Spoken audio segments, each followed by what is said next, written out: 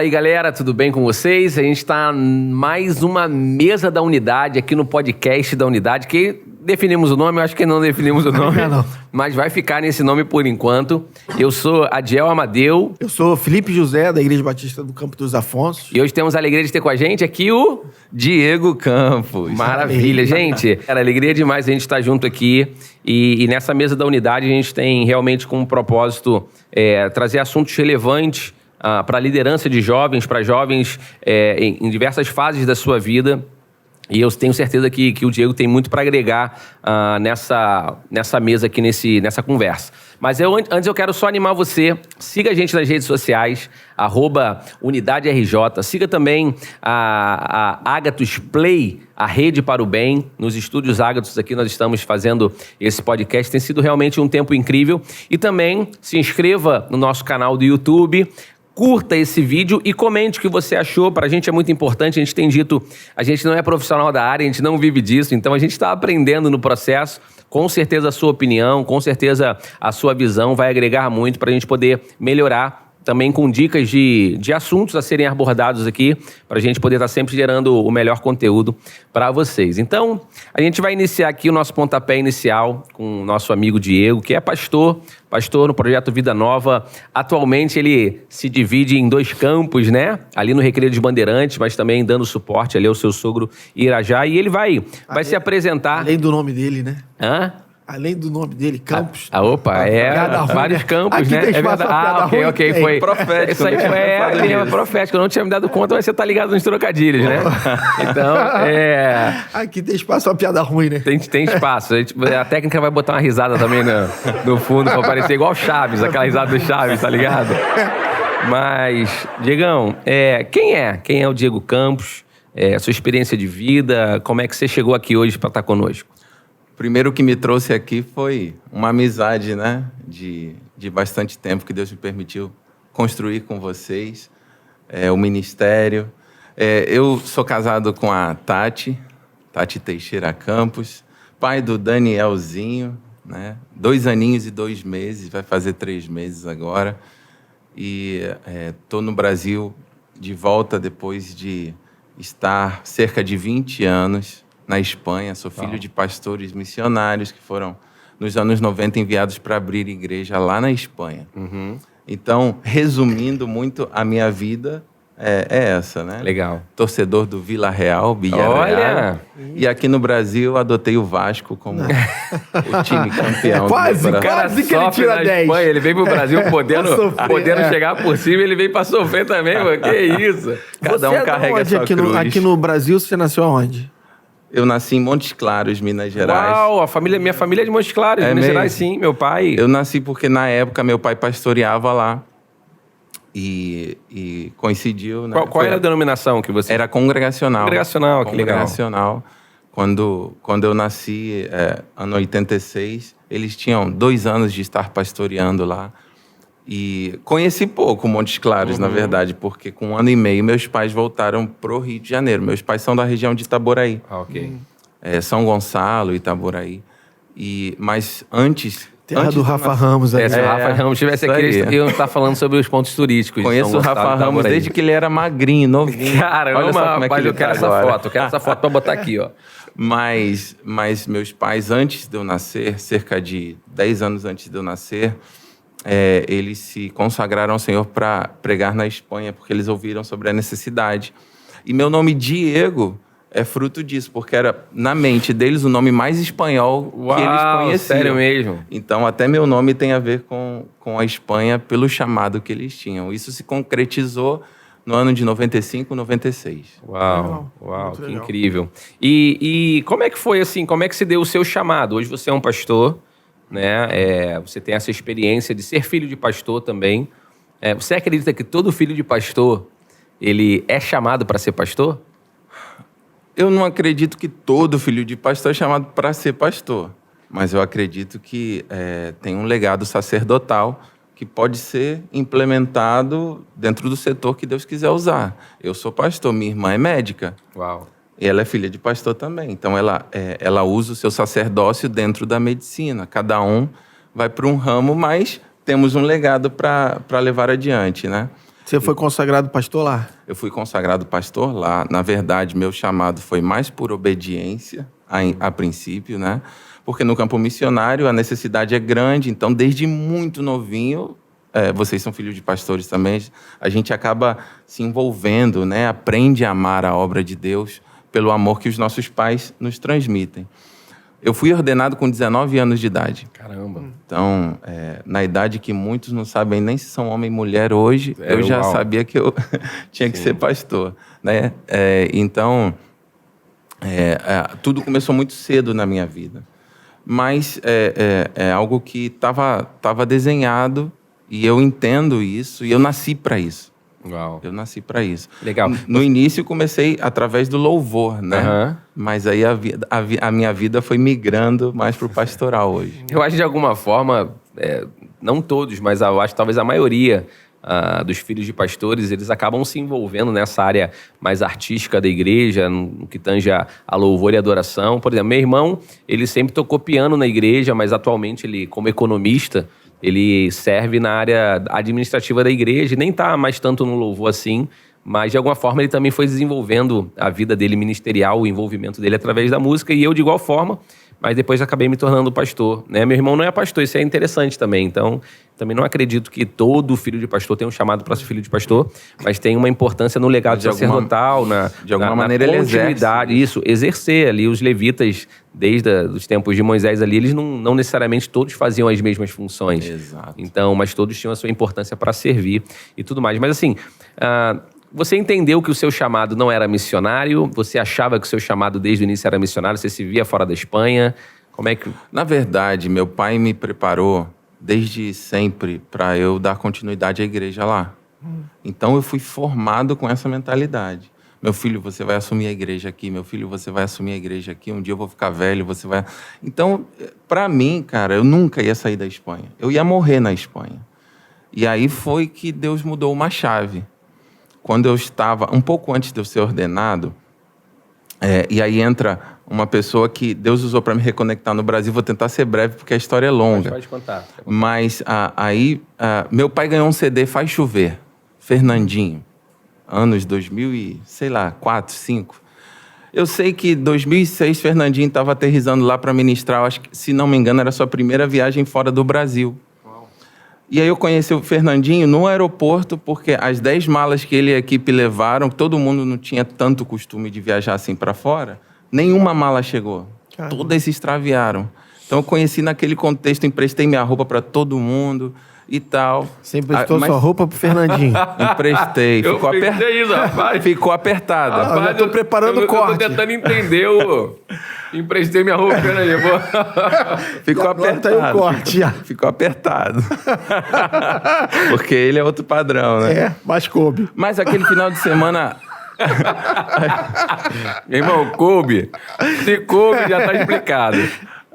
Mas dá para perceber aqui, né, que o homem não é pequeno. E aquele final de semana foi, assim, incrível. A gente viveu um avivamento na igreja naquele final de semana. Coisa que na Espanha não é comum, né? Ele foi para a sua igreja? Foi na minha igreja e num outro final de semana ele foi para uma igreja em Lisboa e voltou. Uhum. Só que aí houve até umas entrelinhas que ninguém sabe disso. Deus colocou no coração dele algo muito específico. Ninguém sabe, você vai contar aqui pra gente. Eu vou contar aqui para todo mundo ficar sabendo. Aí, ó, primeira mão. Naquele final de semana, Deus colocou no coração dele orar e ungir minha vida. Uau.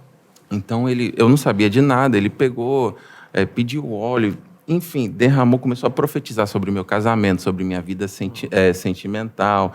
Eu lembro que ele orava, Senhor, dá 7 vezes mais para Diego do que o Senhor me deu. Foi um negócio assim, uma coisa muito forte. Isso foi domingo de manhã. Segunda-feira eles estavam indo para Lisboa, segunda ou terça. Meu pai deu a oferta, que a gente sempre honra.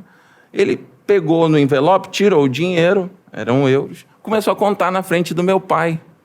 Normalmente, ninguém faz isso. Você recebe uma oferta, você guarda, né? Agradece e vai. Depois você vê, né? Exato, é constrangedor. Meu pai que me contou, não estava na hora. Meu pai ficou assim, meio constrangido, pensando, a mente rápida, né?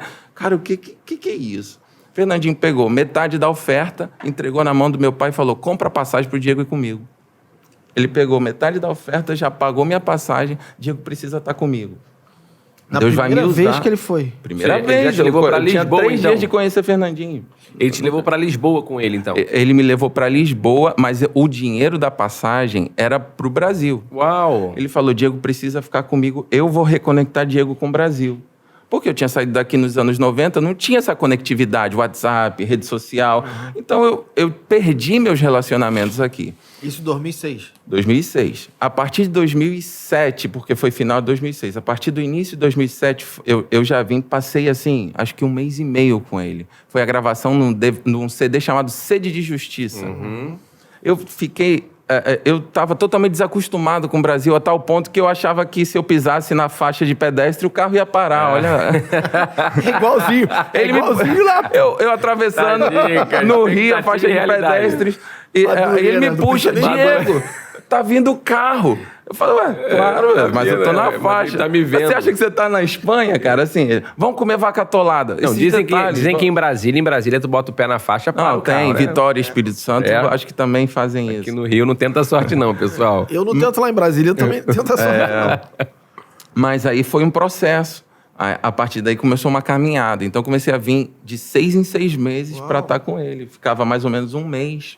Uma história muito bonita. Ele e a Paula prepararam um quarto lá na casa para poder me receber. Que os próprios filhos dele falavam, é o quarto do Diego. Foi uma coisa legal, muito, cara. Conexão muito de legal. Deus mesmo. E aí eu fui me reconectando com o Brasil.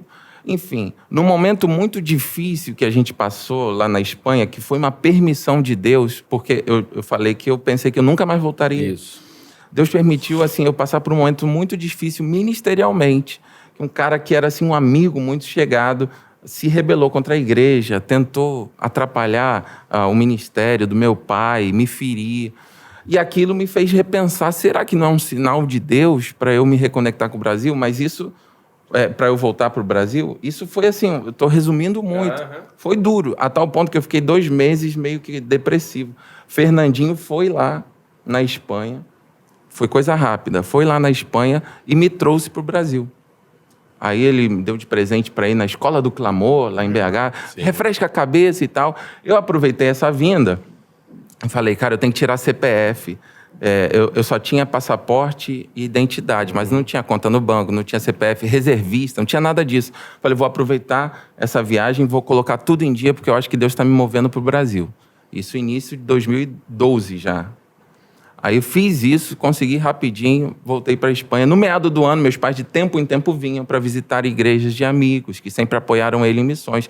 Minha mãe falou, meado de 2012, a gente vai para o Brasil e Deus vai mostrar quem é a tua esposa nessa viagem. Caramba. Ela profetizou. Cara, É uma coisa que eu queria perguntar. Por exemplo, muito antes de entrar específico. na questão do casamento, Deus revelar a sua esposa, nesse tempo, seus pais foram percebendo um movimento, através do Fernandinho, de te reconectar com o Brasil.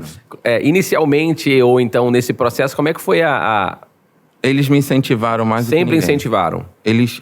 Teu pai não sentiu como uma ameaça, assim, de perder você? Não, meus pais sempre investiram muito na minha vida ministerial, muito. A primeira passagem, Fernandinho que pagou, abençoou. Aí, na segunda vez, meu pai falou, não espere que toda hora você seja bancado. Certo. Vamos nessa. Pega a agenda de Fernandinho durante 15 dias, que lugares ele vai estar, que hotéis ele vai estar, que avião ele vai estar, que voos ele vai pegar. A gente compra, dá um jeito, você vai com ele. Uau, que legal, cara, que incentivo. E aí fui crescendo. Pela ferramenta musical, depois, com o tempo, eu fui ganhando experiência. A primeira vez que ele colocou para eu gravar uma música, não tinha experiência nenhuma, cara. Foi Nada Além do Sangue. Colocou lá para gravar o piano dessa... Não, piano dessa... a parte de teclado dessa música, né? Mas o que tá no CD lá? Tá no CD, tá até o nome. Mas não tem mais CD, né? Hoje em dia é tudo digital. Logicamente que pela falta de experiência, depois eles refizeram muita coisa no estúdio, mas ele me colocou. Sim. Aí depois virou normal.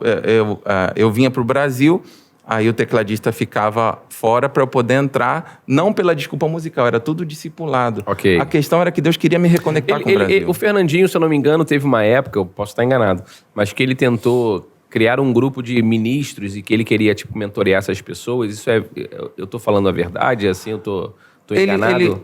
Alguns jovens, de pegar alguns jovens e tentar conectar o altar, colocando... Ele sempre... isso que ele fez comigo, ele talvez não nesse nível, porque os outros eram daqui, então ficava mais fácil a logística.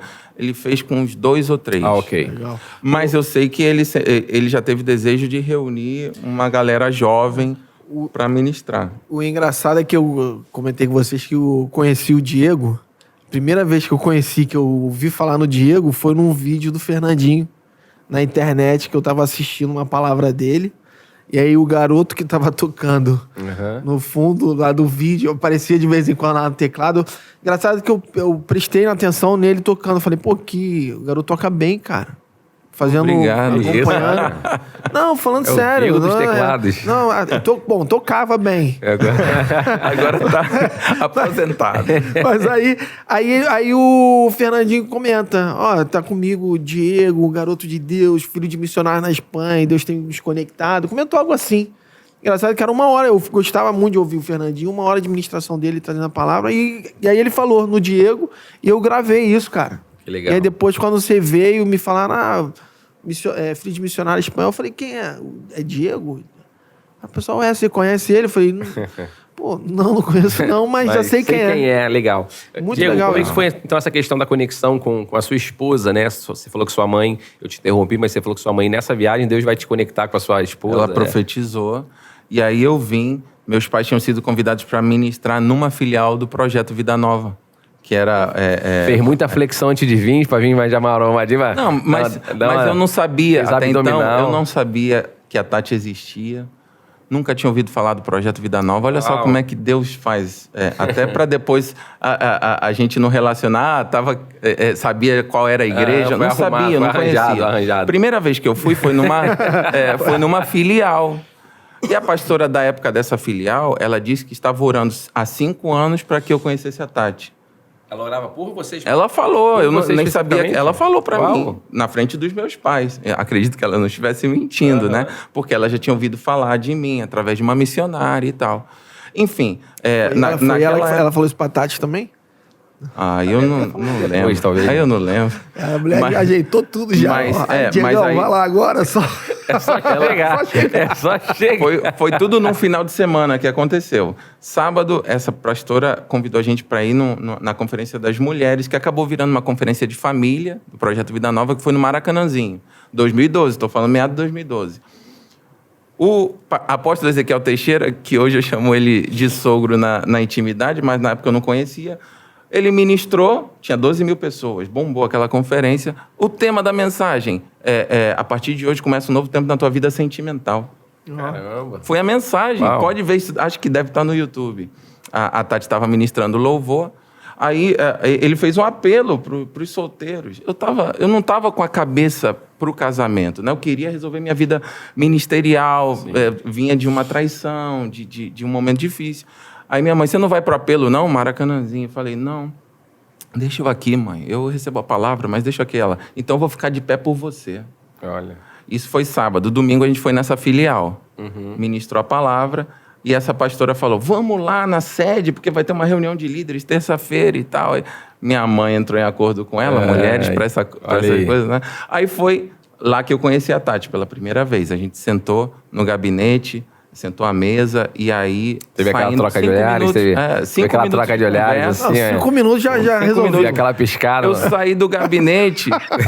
Mas, isso daí foi forte, cara. Eu saí do gabinete... Eu nunca tinha namorado. Sim. Eu queria namorar só com quem eu fosse casar. Então quando você diz da traição, que você veio no negócio de traição, é do rapaz da igreja, né? Foi ministerial. Ok. O pivô, né, pra Deus começar a mudar meu coração foi algo ministerial. Porque eu tava extremamente focado na Espanha. O cara, quando é crente, quando é crente, eu tô constrangido, eu não quero nem compartilhar meu testemunho mais. E aí eu saí daquele gabinete que eu tinha conversado com a Tati pela primeira vez, falei pro meu pai, conheci minha esposa. E aí foi coisa de 1 semana, já falei com ela pra gente orar. Tava casado, na semana eu ia estar... Não, 1 semana a gente começou a orar. Uau! Aí foram 6 meses de oração, porque eu ainda voltei pra Espanha. Mas eu já... No meu coração estava firme, ela tinha dúvidas, não me conhecia. Fernandinho, sem eu saber, ligou pro apóstolo Ezequiel e falou, sobre o Diego, você não conhece, mas ele vem para minha casa quando está no Brasil, fica com os meus filhos. Então fica tranquilo, que eu acho que é Deus fazendo isso. Caramba, que Eu legal, não hein? sabia, cara. legal, Meu cara. sogro me contou isso depois de casado. Aí ele disse que ficou com o coração tranquilo. 6 meses de oração, eu volto pro Brasil, já com aliança, e eu vim pedir a Tati em noivado. Nossa, mano. Então eu não namorei, eu orei, noivei, e somando 6 meses de oração, 9 meses de noivado, casei. E hoje vocês ministram muito nessa área emocional, sentimental, para jovens solteiros, noivos, qual é o foco que vocês dão? Até antes do casamento. Porque a gente não tem muito material, né, sobre a vida sentimental antes de casamento. Nós temos muito material falando a nível cristão, de como consertar o casamento, como ajudar para o teu casamento ser feliz, mas a parte base, né, o fundamento, namoro, escolha, noivado, a gente não tem tanto. Então a gente escreveu um livro, Com Quem Será? Aproveito para fazer o merchan, Por favor. né? Vai lá no Instagram, @Diego Jabá. Campos ou @Tati Teixeira Campos. Na nossa bio tem lá o link. Com Quem Será? Hoje está sendo distribuído como e-book pela MK. Então, ou também no site da MK você consegue ter acesso a esse material. Isso também é uma conferência? Isso também é alguma coisa que vocês... Um seminário que vocês saem para Nós ministrar? ministramos, sim, para solteiros, não a nível assim de... Nós não temos uma conferência chamada Com Quem Será, mas nós ministramos em muitas conferências de jovens sobre esse assunto. Eu levei eles lá no curso de noivos que a gente faz lá na igreja. Fui lá na Legal. Campo dos Afonsos Levei falar também. pros noivos lá. Legal. Quase que um desistiu de casar. Não, tô brincando. Não, todos estão firmes. Alguns já casaram e outros vão casar já. Tô brincando. Legal. Diego, então assim, a gente tá... Nosso tempo não permite a gente continuar falando, tá bem legal e tem muitas coisas pra gente falar, mas assim... Como entender um tempo de mudança? Como é que você... Existem pessoas que às vezes elas estão muitos anos, por exemplo, você falou do seu pai. Cara, eu fiquei com meu pai 36 anos da minha vida, praticamente. 36 anos da minha vida, na verdade. Servindo na igreja com meu pai. Para mim, esse processo de transição, de sair dali da igreja onde meu pai pastoreava para um outro lugar, foi um tempo de muita crise, até entender, para mim foi, de forma pessoal. Para você, como é que foi esse tempo assim de mudança, de entender que tinha que mudar? Eu já entendi que foi gradual e tal, mas isso teve em algum momento crise para você? Isso foi uma crise ou foi muito natural, orgânico e aquilo foi... Até para você e para os teus pais até, porque teu pai, você comentou que ele esperava que você assumisse a igreja. Até hoje, sou vice-presidente, já vou fazer lá? 10 anos de casado. E você casou e veio para cá, né? Não foi a Tati Até que foi hoje, pra lá. lógico que eu sempre falei pro meu pai que eu tenho um compromisso com Deus de honrar o meu pai e de honrar o meu sogro, né? Que são nossos pais. Então, de alguma maneira, eu não posso abrir mão disso. Pode ser que eu não esteja fisicamente lá, mas eu tenho um compromisso diante de Deus. E a igreja pede isso, né? Que eu esteja linkado o tempo todo. Você continua, por exemplo, visitando a Espanha de tempos em tempos? Eu tenho que ir, sempre eu tenho que estar lá. Então, tem uma forte ligação. Não consigo fisicamente estar trabalhando lá, mas reunião de líderes online, eu participo. Desculpa? Se quiser me levar na próxima vez, se eu for para Espanha, quiser me levar. Se você não puder ir também, se você não puder ir, quiser me enviar. Vamos todo mundo, cara. Vamos fazer um podcast da Unidade Espanha. Gostei. Vamos terminar agora aqui, então a gente vai para Espanha. Eu vou ter que aprender a falar espanhol. Respondendo a tua pergunta, porque esse assunto a gente deixa para um próximo. Legal.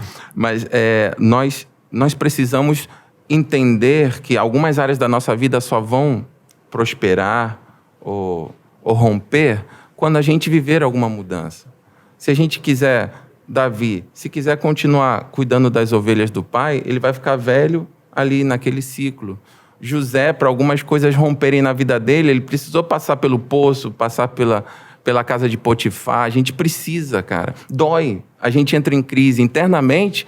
Pô, a gente entra muito em crise. Você falando, tá? Eu tô rindo aqui porque tá me vendo assim. Então você tá querendo dizer que pra crescer tem que romper com o pai, né? Não. Tipo, tá. Não, porque você falou, você deu exemplo. Não, você deu exemplos que coisas que eu nunca tinha pensado. Mas Davi, ele teve que romper com aquele elo de serviço ao cordão umbilical. Isso. A Bíblia fala, deixará o homem o seu pai e se unirá a uma mulher. Davi... Mas não digo isso a nível de desonra. Não, né? sim, Para não polemizar, né? Mas eu não estou falando a nível de desonra, mas a gente precisa cortar uma ligação de dependência demais, porque o homem, ele amadurece pela cisão, por corte, Sim, né? porque, por exemplo, o exemplo de Davi é um exemplo que Davi, ele é enviado para o pai ao campo, e aí, ao campo de batalha, na verdade, né? E ali começa aquele desenrolar todo, através de Golias e tudo mais, e a vida dele foi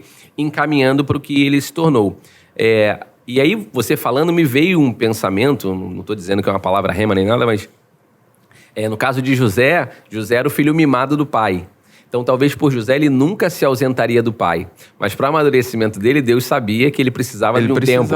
Então, José depois vai dizer, Deus que me enviou à frente, então Deus usou toda aquela circunstância para fazê-lo romper, cortar esse cordão umbilical. Seja intencional ou não. E talvez tem muitos filhos hoje de pastores aqui assistindo, às vezes filhos na fé, né? E que talvez Deus tenha chamado para coisas e eu acredito que isso seja uma palavra para eles. Deus conhece o temperamento de cada um. Provavelmente pelo temperamento de Davi, ele era mais para frente. Não, eu derrubo o gigante, eu vou casar com a filha do rei, vou ficar livre de impostos.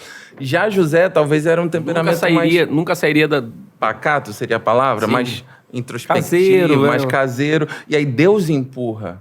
Incrível. O importante é que você tenha esse discernimento do momento. Porque se momento... Se a gente quiser fazer uma analogia, até Jesus, aspas, teve que sair da casa do pai para vir aqui, né? Agora minha cabeça tô viajando aqui nos negócios aqui. Então, algumas áreas da nossa... Financeiramente, cara, a tua vida pode tomar uma proporção.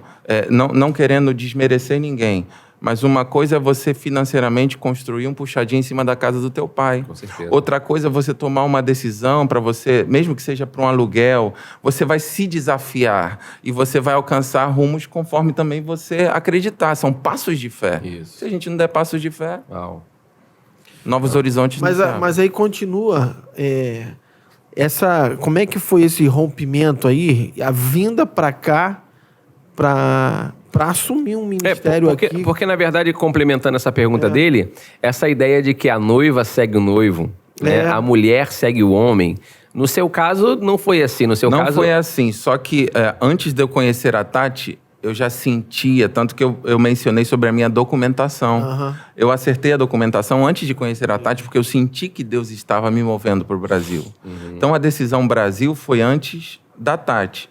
Só que meu pai não me liberava, não me abençoava, porque ele falava, tá maluco, você trabalha comigo, é meu braço direito, você vai fazer o quê no Brasil?